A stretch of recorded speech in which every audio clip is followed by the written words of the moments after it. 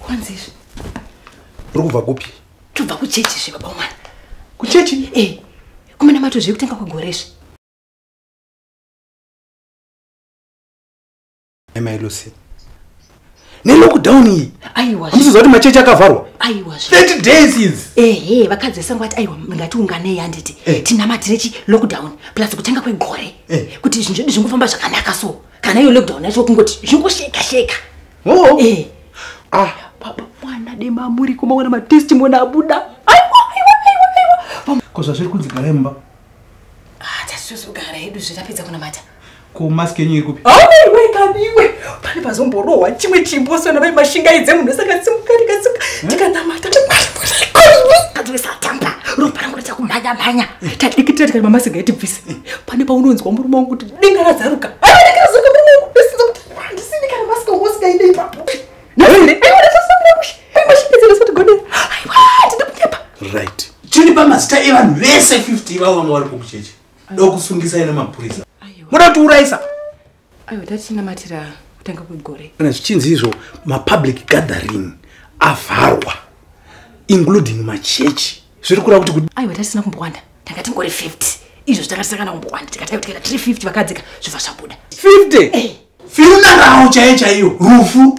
Akudiwe more than 30 vanhu. But paine social distancing, paine sanitization, paine masking up. Imi hamuna mamaski. You are over 50.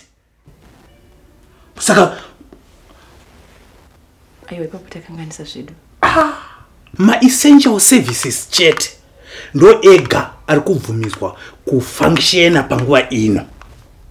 Kureva kuti mabhenki, mapharmacies kuita kuti kana dai munhu akarwara kana kuti pachidiwa mishonga, nemasupermarkets kuitira mafood stuffs, nemamwe mabasa ari prescribed, but not everything else.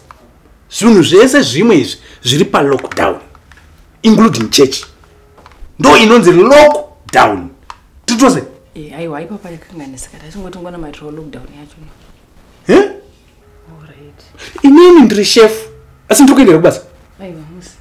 I'm working from home. Paroda apa. Pane vanhu here panzako. Aiwa pana. Vanhu varipi?